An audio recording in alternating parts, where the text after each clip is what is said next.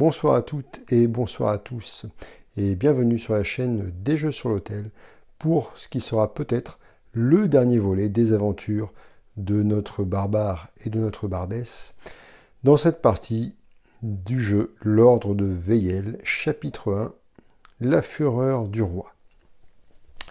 Alors, lorsque nous nous sommes quittés à la dernière vidéo, nos aventuriers étaient en zone de repos. Ils ont pu, et vous avez pu voir comment est-ce qu'on faisait évoluer leur niveau, comment est-ce qu'on marchandait chez le forgeron. Entre-temps, j'ai avancé la partie hors caméra, ce qui fait qu'aujourd'hui, nous avons un barbare et une bardesse qui ont atteint le niveau 5 et que j'ai un petit peu dopé, que j'ai un peu équipé grâce notamment aux monstres que j'ai rencontrés, que j'ai équipés de manière plutôt sympathique. Puisque mon barbare, le barbare se retrouve équipé d'une épée longue de Kushiroth, d'accord, qui est au choix une arme à une main ou à deux mains, et qui inflige 6 points de dégâts à une main ou 8 à deux mains. Laissez-moi vous dire que j'ai pris le choix de lui faire porter à deux mains. Il a également trouvé une rune majeure d'endurance qui lui donne plus d'endurance, pendant que la bardesse s'équipait d'une rune de vitalité pour avoir plus 1 en vitalité. Le passage au niveau 4 et 5, les passages au niveau 4 et 5 ont permis au barbare de prendre 2 points de dextérité, donc pour passer à 7, permettant ainsi de s'équiper de l'épée longue, et à la bardesse de passer à une vitalité égale à 8. Le donjon est arrivé à son dernier niveau de difficulté, ce qui fait que là on n'aura pas le choix, on est obligé d'aller jusqu'au bout du donjon pour affronter la grande prêtresse. Nous n'avons plus la possibilité de retourner en zone de repos. Quoi d'autre? Donc on se retrouve avec un barbare avec une vitalité de 8, une endurance de 9. Une bardesse avec une vitalité de 8, une endurance de 8 également. Et nos deux héros ont acquis les capacités de niveau 3 et de niveau 5. Sachant que la capacité de niveau 3 du barbare lui permet à un coup de 2 endurances et au prix d'un jet de force supérieur ou égal à 15, d'infliger les dégâts de son arme, plus 3 à un ennemi. Le niveau 5, lui, qui s'appelle Rage, le niveau 3 s'appelait Attaque sautée. Le niveau 5, lui, qui s'appelle Rage, est extrêmement intéressant. Le barbare pousse un cri de rage. Ça coûte 4 points d'endurance, quand même, au prix d'une attaque normale. Donc il va falloir faire un lancer d'attaque normal. Le barbare inflige les dégâts de son arme, auquel il ajoute le résultat de son dé à 20 faces. Un coup critique du barbare ou un échec critique de la cible sur cette compétence ne double pas les dégâts. Donc assez intéressant. La bardesse, quant à elle, a une capacité de chant enivrant, qui est considérée comme une attaque à distance, qui outrepasse les réductions de dégâts. Et pour un coup de 1 endurance à chaque fois, jusqu'à 2 fois par tour, au prix d'un jet de dextérité supérieur ou égal à 14, la bardesse peut soit soigner un allié ou elle-même de la moitié de son intelligence, arrondi à la valeur supérieure, soit infliger un nombre de dégâts égal à la moitié de son intelligence, arrondi à la valeur supérieure à une cible, ou rendre un point d'endurance à 2 alliés. Sa capacité de niveau 5, qui s'appelle l'appel des héros, coûte 3 points d'endurance, et au moment où un allié devrait subir des dégâts fatals, la bardesse peut utiliser l'appel des héros, et l'allié reste à 1 point de vitalité. Donc c'est un peu la capacité de la dernière chance. Voilà.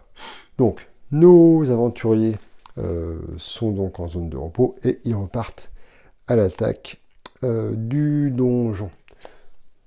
Donc, admettons, on va attaquer le donjon par l'aile est. Que trouve-t-on dans cette aile est?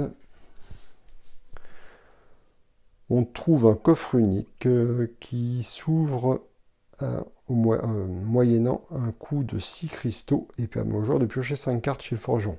Bon, là ça va être vite fait, puisque des cristaux, je n'en ai plus, les aventuriers n'en ont plus, donc pas de bras, pas de chocolat, comme dit le célèbre adage. Rien de particulier, on avance. On va avancer tout droit. Tac. Nos aventuriers tombent alors. Ah, super. Sur une salle piégée qui ne tiendra pas compte des réductions de dégâts. Les joueurs doivent effectuer un jet de dextérité. Les joueurs doivent effectuer un jet de dextérité supérieur ou égal à 16. Sinon, ils perdent 3 points de vie. Donc les joueurs doivent effectuer un jet de dextérité supérieur ou égal à 16. Ce sont les joueurs. Jet de dextérité. Donc je suis en train de me poser la question, est-ce que c'est un seul des deux joueurs?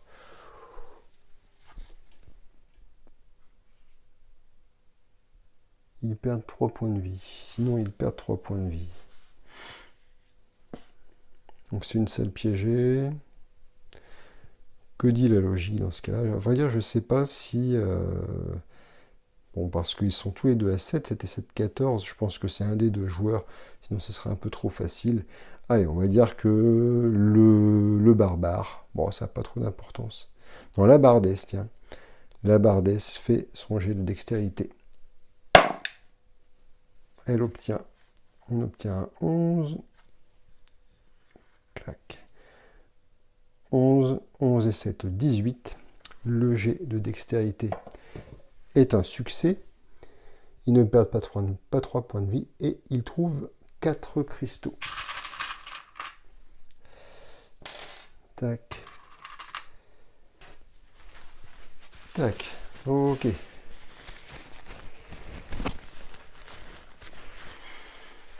On va continuer notre aventure dans ce donjon. Est-ce qu'on continue tout droit? Bon, ça n'a pas trop d'importance. Tiens, non, allez, pour faire marcher un peu les mécaniques de jeu, on va changer. On va passer par l'aile centrale, ce qui fait piocher une autre carte événement qui va s'ajouter à la pile de cartes événements déjà conséquente de la grande prêtresse. On se retrouve donc sur l'aile centrale. Qu'est-ce qu'on a ici? Un coffre. Ouvrir le coffre coûte 3 cristaux et permet au joueur de piocher 2 cartes chez le forgeron. Moi je dis que ça se tente. De toute façon, on retournera pas en zone de repos pour faire des emplettes. Ça peut valoir le coup. Allez, on va dépenser donc nos 3 cristaux pour piocher 2 cartes chez le forgeron. On va aller les chercher. Allez, une et n'importe et 2. Sur quoi tombons-nous? Si ça pouvait nous booster un petit peu. Alors, un arc court, dextérité 8, ça déjà on peut oublier. Ce qui inflige 4 points de dégâts. Et un bouclier renforcé. Tiens, je suis en train de me rendre compte que la bardesse a son armure à la place du bouclier. Ça va pas, ça. Donc un bouclier renforcé, force 6, dextérité 5, réduit de 2 les points de dégâts subis. Réduit de 2 les points de dégâts subis. Est-ce que ça vaut le coup? Oui, parce que la seule alternative possible, déjà force 6, c'est bon pour le barbare, pas pour la bardesse. La seule alternative possible, réduit de 2 points les dégâts subis, c'est de passer avec une épée longue à une main, et donc de non plus infliger 8 mais 6 dégâts.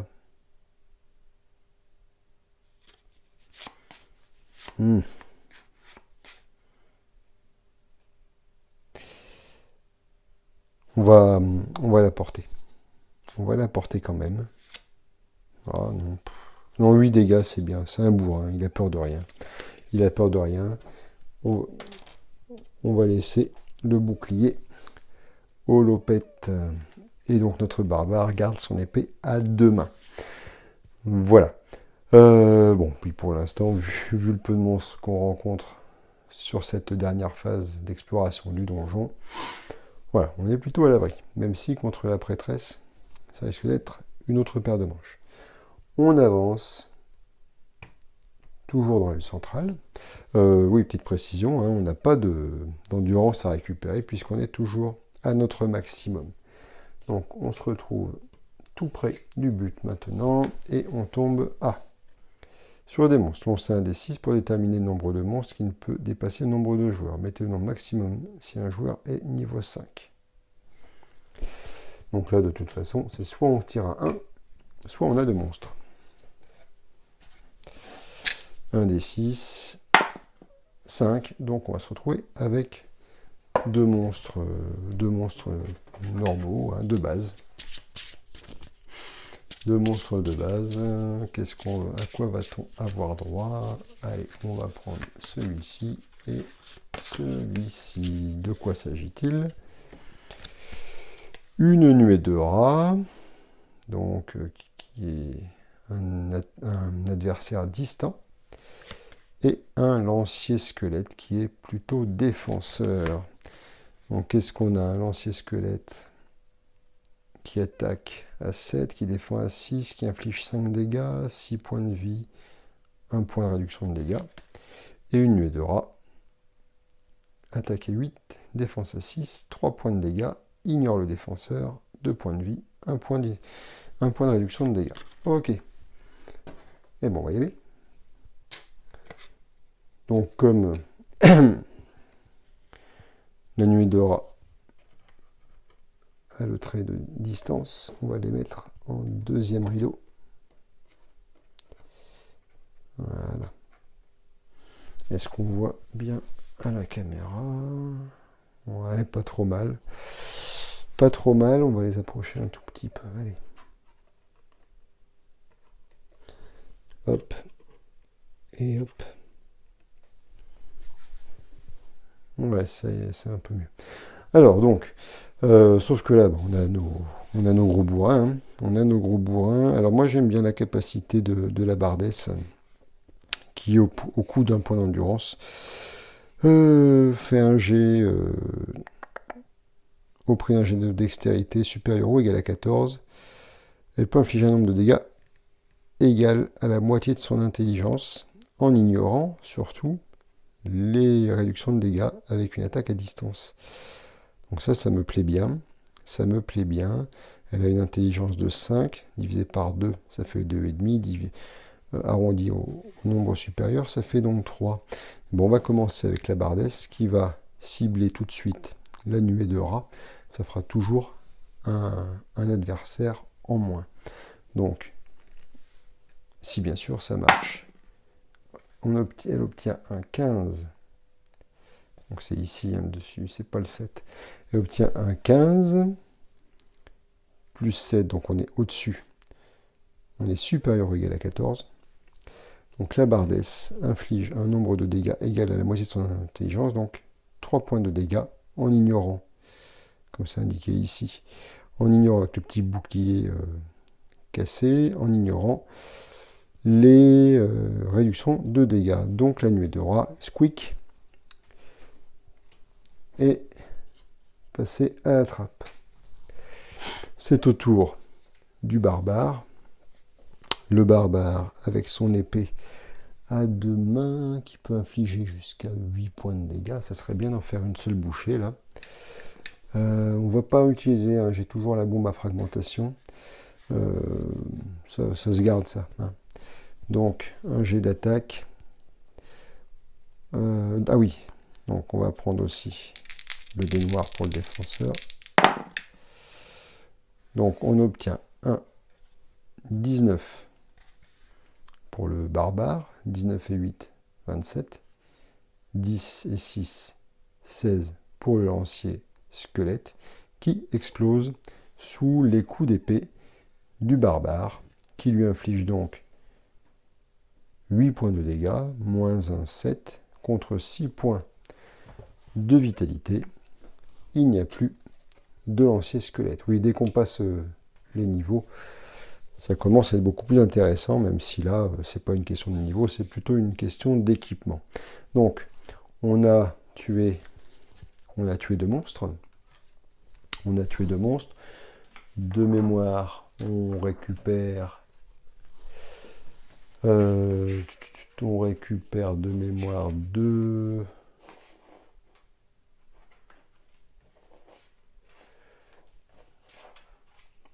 J'ai pas de mémoire. J'ai pas de mémoire. On récupère 2 cristaux par ennemi de base vaincu. Donc ça, on s'en fiche un petit peu, quoique avec les coffres, ça peut servir. Donc ça fait 4 cristaux. Ensuite, on lance 2 dés par ennemi vaincu. Et chaque résultat pair donne 2 cartes chez le forgeron. Donc un résultat pair pour donc 2 cartes chez le forgeron. Hop, 2 cartes chez le forgeron, celle-ci, hop, et celle-ci par exemple. Voilà. Qu'est-ce qu'on a de beau? Un éventail de l'océan, force 8, dextérité 7, qui ne servira à personne. Et une dague, dextérité 3, force 3, mais pour 2 petits points de dégâts. Merci d'être venu. Voilà. Bon. Quoi d'autre à ce niveau-là? Eh bien, je crois que c'est tout pour l'instant. On va pouvoir attaquer le dernier niveau du donjon. J'espère ne rien oublier. En avançant tout droit. Voilà. Sur quoi tombons-nous? Disons, ils sont vernis. La salle de repos. Les joueurs récupèrent tous leurs points de vie. Même pas peur, même pas mal. Ne peut être posé en première ou deuxième ligne du donjon. Ok. Donc nous voilà arrivés face à la grande prêtresse. Donc je mets les cartes événements de côté, histoire de vous présenter un petit peu la miss. Donc la grande prêtresse, la voilà. C'est pas tant ce qui nous intéresse, mais c'est plutôt ses capacités. Donc elle a 2 capacités. Elle attaque une seule fois, ce qui est déjà pas mal. Au niveau de la vitalité, il me semble on était à... Donc elle a normalement une vitalité de 80. Mais rappelez-vous, on a appliqué la règle d'équilibrage qui dit qu'avec 2 joueurs, le point de vie des boss est à moins 30. Donc elle est tout de même à 50 points de vie. Alors, ses capacités, quelles sont-elles? La capacité d'étreinte. Chaque tour, en plus de son attaque de base, la grande prêtresse tente d'étreindre le défenseur. Un jet de force ou de dextérité supérieur ou égal à 22 permet de parer l'attaque. Si le joueur est étreint, au début de son tour, le joueur subira 2 points de dégâts, ignorant la réduction aux dégâts, et la grande prêtresse gagnera 10 points de vie. Super. S'il se libère, il peut attaquer directement, sinon il doit obligatoirement passer son tour et ne peut plus être le défenseur. Pour se libérer, à son tour, le joueur doit effectuer un jet de force supérieur ou égal à 18.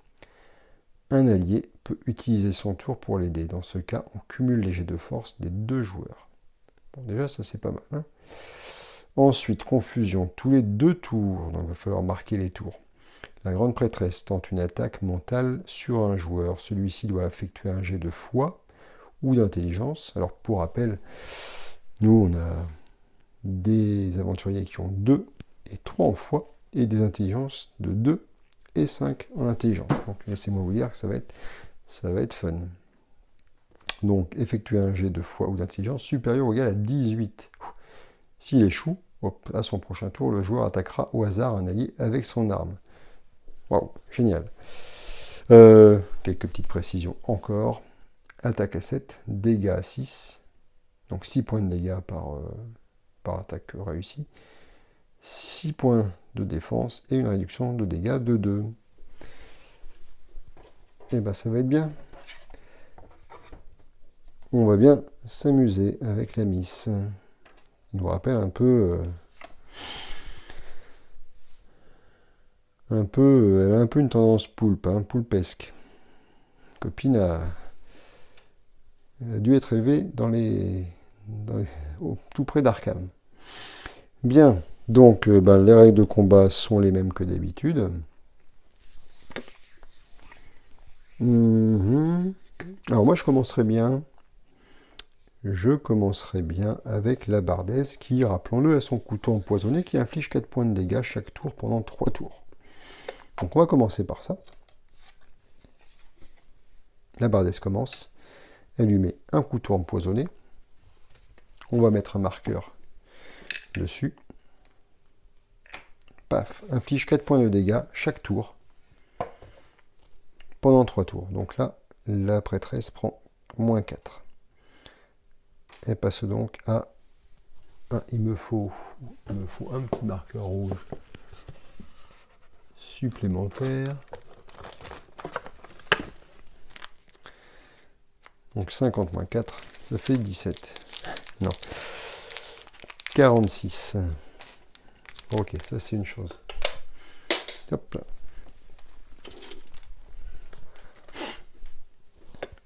Ça, c'est un bon début. Ensuite, notre barbare qui est à 9 en endurance. Moi, je serais bien d'avis de commencer par inflige 5 points de dégâts à 3 ennemis, la bombe à fragmentation.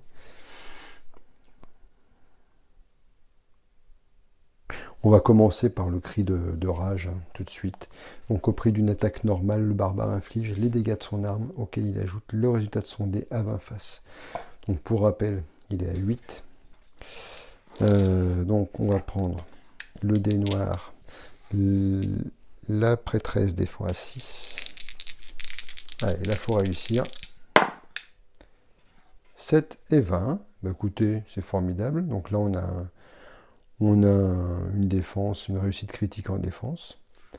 Donc notre ami barbare se casse les dents. Il perd quand même ses 4 points d'endurance, hein, tant qu'à faire. Voilà, merci d'être venu. Voilà, bon. C'est pas forcément ce qu'on pouvait espérer de mieux avec un molosse pareil. Autour de la grande prêtresse, on va lui mettre également un marqueur pour dire que c'est son tour. C'est un tour impair. Ici, c'est son premier tour. Pour la confusion, est-ce qu'on voit la carte? Ouais. Je vais quand même la mettre un peu plus au milieu. Ce sera plus adapté, je pense. Après tout, c'est le combat final. Hein. Ouais, c'est pas... Ah, excusez-moi, c'est pas formidable comme...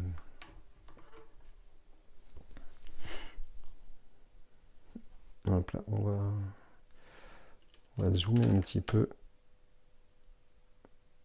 Ouais, histoire de voir au moins les points de vie. Donc, chaque tour, en plus de son attaque de base, la grande prêtresse tente d'étreindre le défenseur. Donc elle va faire... Elle va tenter l'étreinte. Un jet de force ou dextérité supérieur à 22. Donc le défenseur, c'est le barbare. Il a 8. Évite-t-il l'étreinte? 8 et 11. 19. Il ne part pas l'attaque. Si le joueur est étreint au début de son tour, le joueur subira 2 points de dégâts. Donc on va lui mettre un petit marqueur aussi. Un dé de... Voilà. Il subira 2 points de dégâts. Ignorant la réduction aux dégâts, et la grande prêtresse gagnera 10 points de vie. S'il se libère, il peut attaquer directement. Pour se libérer, à son tour, le joueur doit effectuer un jet de force supérieur à 18. Ou égal à 18. Ok. Bon, maintenant, elle va attaquer. Donc, elle va attaquer le défenseur. Le défenseur, donc, qui est le barbare, qui défend à 6. La prêtresse qui attaque à 7. Donc là, on a une égalité au niveau des lancers. Mais, donc 4 contre 4, 4 contre 4, attaque à 7, 7 et 4, 11. Défense à 6, 6 et 4, 10. Donc l'attaque porte. Et le barbare subit 6 dégâts, moins les 2 points de réduction de dégâts, donc 4 dégâts. Il se retrouve à 4. Bon, c'est formidable. C'est formidable tout ça. Donc, on attaque maintenant. Alors, oui, juste un petit détail. Hein. Le joueur subira 2 points de dégâts.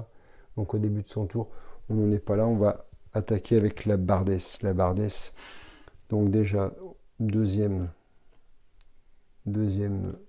tour pour le couteau empoisonné qui fait perdre 4 points de dégâts. Prendre 4 points de dégâts à la prêtresse qui passe à 42. Voilà. Ensuite, qu'est-ce qu'elle va faire?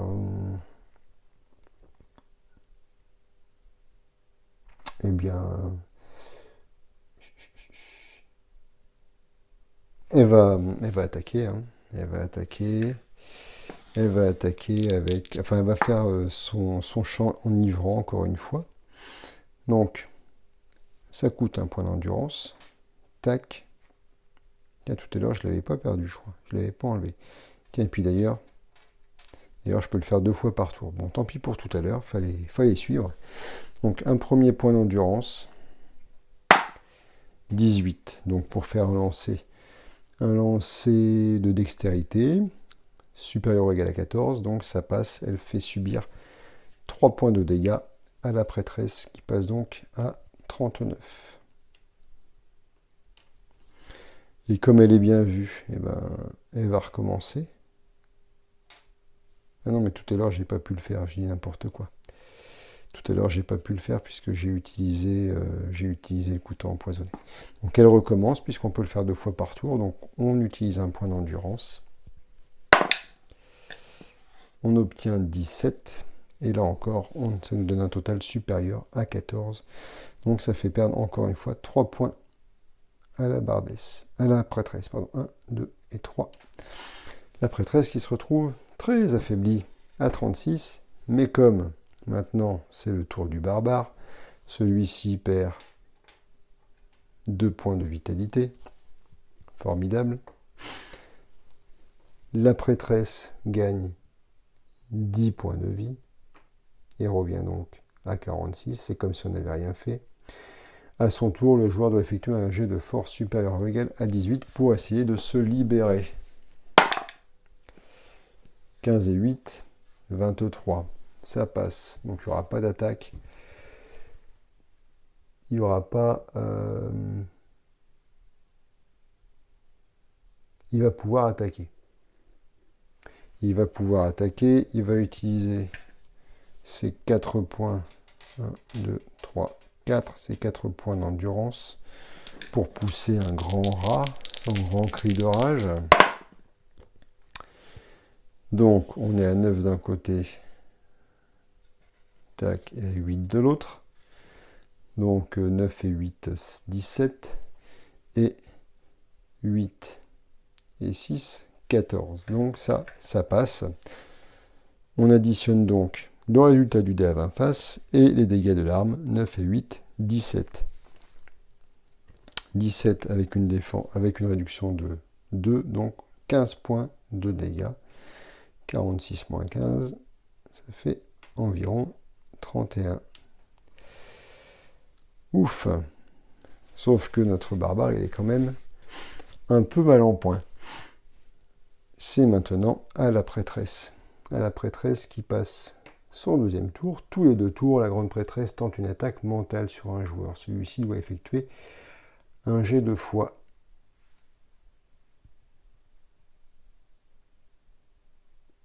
Un jet de foi ou d'intelligence supérieure ou égal à 18. Donc c'est sur un joueur. Ça va être au choix du joueur. Hein.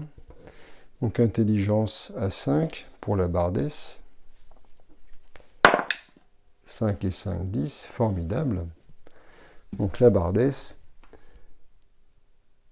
Le test est échoué. À son prochain tour, le joueur attaquera au hasard un allié avec son arme. Super. Laissez-moi vous dire que on est vraiment mal embarqué. Comment est-ce qu'on peut marquer ça? Il y avait des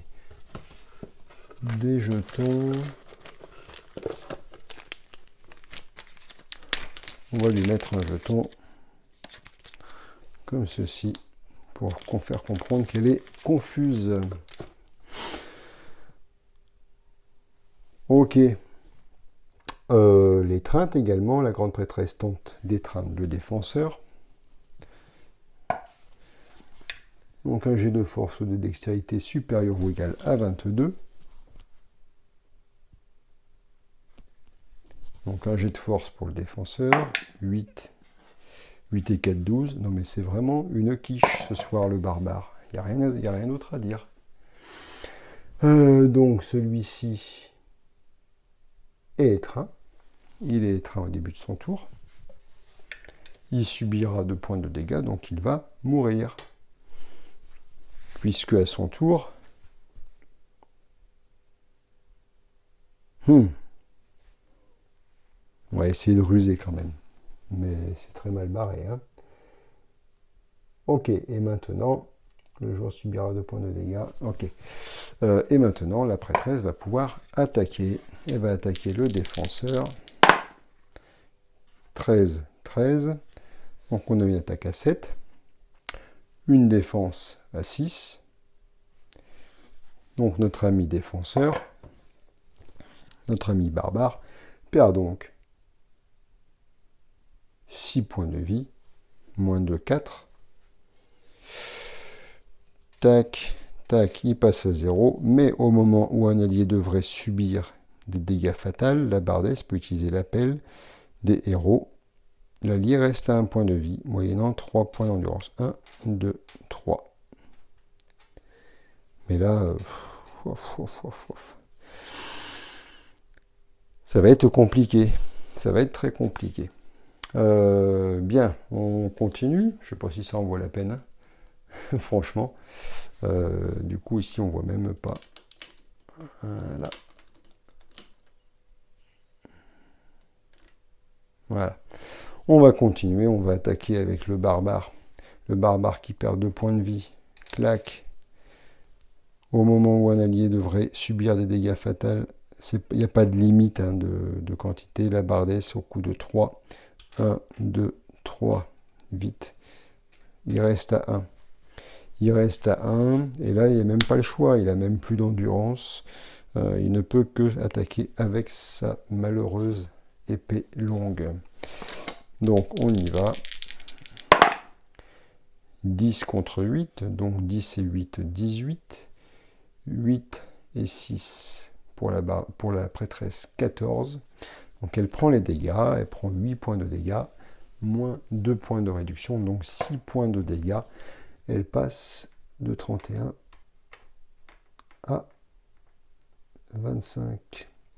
D'ailleurs, ah mince, j'ai oublié, elle reste à 31. J'ai oublié de faire la tentative de libération. On va d'abord faire un jet de force. Jet de force qui doit être supérieur ou égal à 18. Voilà. Donc c'est bon. Du coup, on va maintenir, pour pas trop déséquilibrer le sort. Il est libéré. On va la maintenir donc à 31 moins 6 à 25. De toute façon, ça ne va pas changer grand-chose, je pense. Ça, on peut l'enlever. C'est donc maintenant à la bardesse, qui est confuse, et qui doit donc attaquer un allié avec son arme. Donc elle se retourne contre le barbare. Son arme, c'est le cathare d'assassin. Donc, du coup, c'est elle qui va avoir le dé noir. Elle obtient un 15 contre un 5. C'est la cata. Un 5 contre un 5. Donc un 15, pardon, c'est une attaque dextérité 15 et 7, 22. Le barbare, lui, fait 5. 6 et 5, 11. Donc l'attaque passe. Elle inflige 3 points de dégâts, moins 2, pardon, pour la réduction de dégâts. Et donc, elle oxy son pote, le barbare. Super. Super, donc le barbare est décédé. Et la bardesse passe donc défenseur. Waouh. Et ça, j'imagine que ça vaut pour son action. Bon. On continue, bah oui, hein, tant qu'à faire. C'est à la grande prêtresse. Le fiasco, je ne vous raconte pas le fiasco de cette équipe. Donc, la grande prêtresse qui va tenter d'étreindre le défenseur, qui va nous faire un jet de dextérité qui devra être supérieur ou égal à 22. Dextérité 7. 6 et 7, 13. Donc, la bardesse, c'est l'horreur. La bardesse se retrouve étreinte. Elle perdra donc ses 2 points de vie à son tour. Voilà. La prêtresse va donc attaquer. Elle obtient un 6. C'était un 6, le dé a bougé. Elle obtient un 6, donc en attaque 6 plus 7, 13.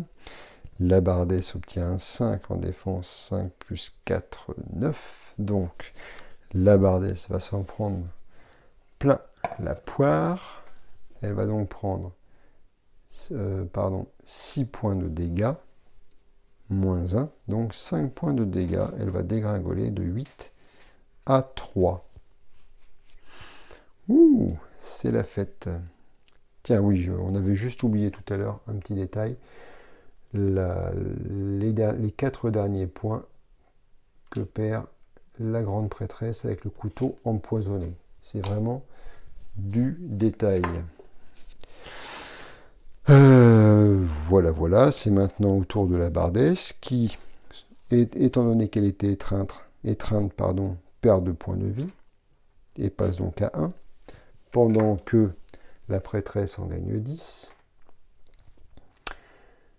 Et donc la bardesse va tenter de se libérer avec un jet de force supérieur ou égal à 18 avec sa pauvre force de 4. Donc en gros, il faut 14. Voilà, on a un 1. Tant qu'à faire, hein, autant boire le calice jusqu'à la lie. S'il se libère, il peut attaquer directement. Sinon, il doit obligatoirement passer son tour et ne peut plus être le défenseur. Bon, là, il n'y a pas le choix. Est-ce que c'est la peine de continuer? Bah oui, c'est la bardesse, c'est la grande prêtresse, pardon, d'attaquer. La confusion, on va s'en passer. Hein. L'étreinte, on va la faire quand même. La grande prêtresse tente d'étreindre le défenseur. Un jet de dextérité qui doit être supérieur ou égal à 22. Donc 7 plus 15, 22. Ah bah tiens, pour une fois, le destin serait-il en train de s'inverser? J'en suis pas sûr. La grande prêtresse attaque. Elle obtient 8 plus 7, 15 en attaque, pendant que la bardesse défend à 12 plus 4, 16. Donc l'attaque ne porte pas. Oh, c'est maintenant à la bardesse de tenter d'attaquer. Eh bien, elle va attaquer avec son petit cathare d'assassin. À moins que, bah non, elle n'a plus d'endurance.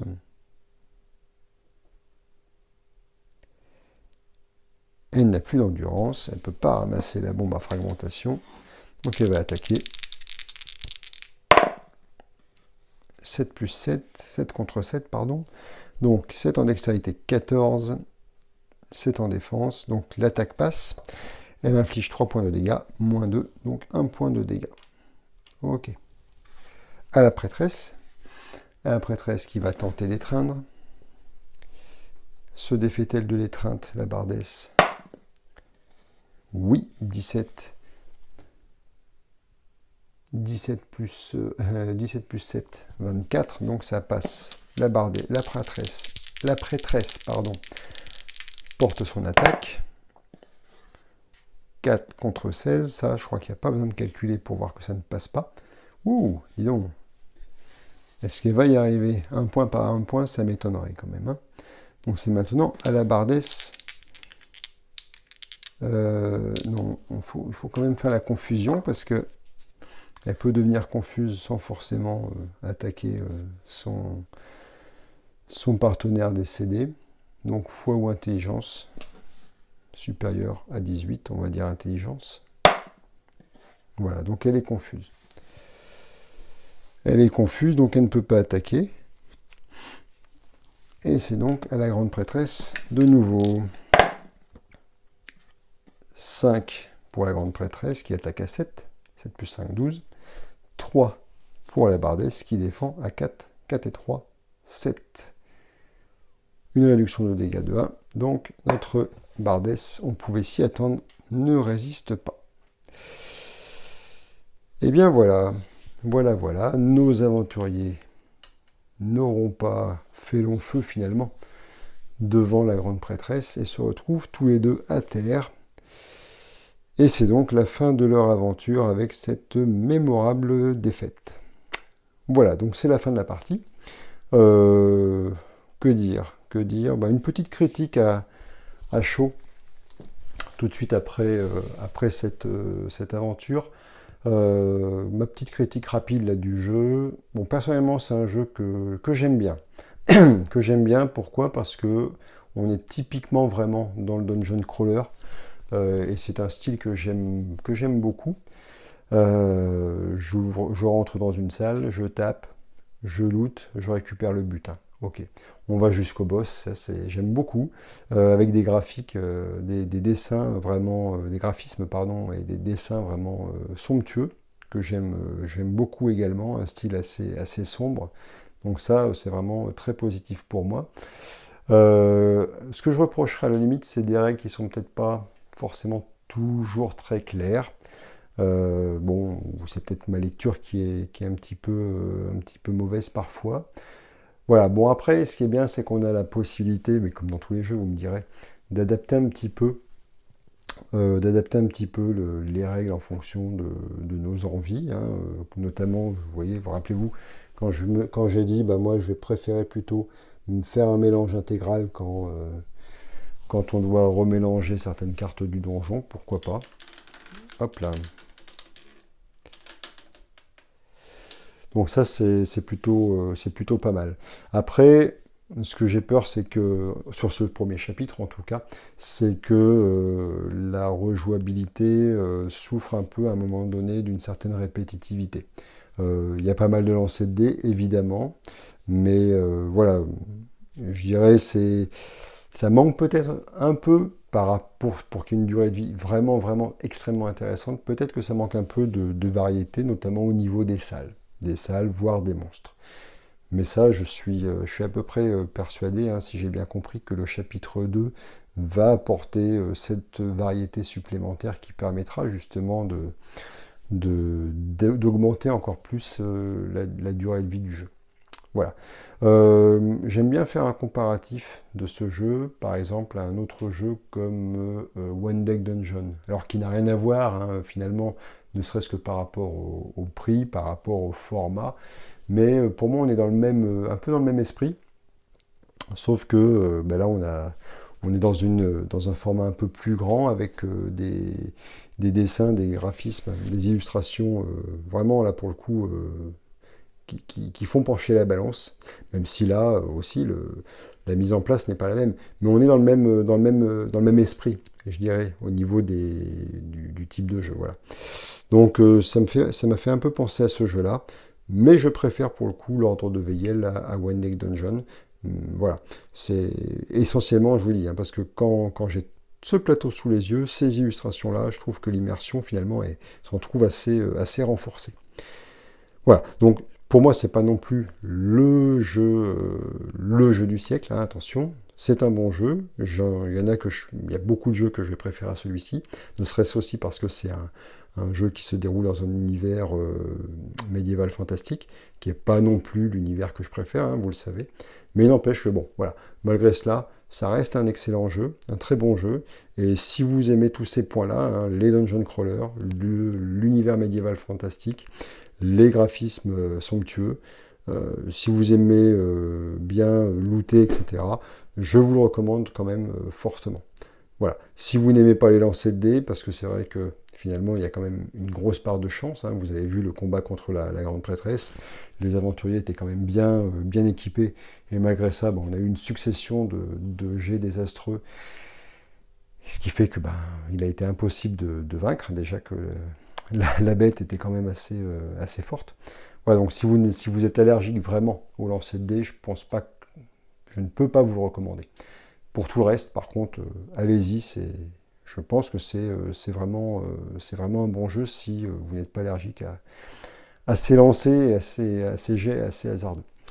Voilà, j'espère que cette petite présentation, cette petite critique vous a plu. N'hésitez pas à en parler dans les commentaires, à me faire part de vos avis. Voilà, et puis moi, pour ma part, je vous dis à très bientôt pour une prochaine vidéo. Évidemment, prenez soin de vous en ces temps difficiles. Jouez avec vos jeux, amusez-vous bien, et à très bientôt. Ciao, ciao.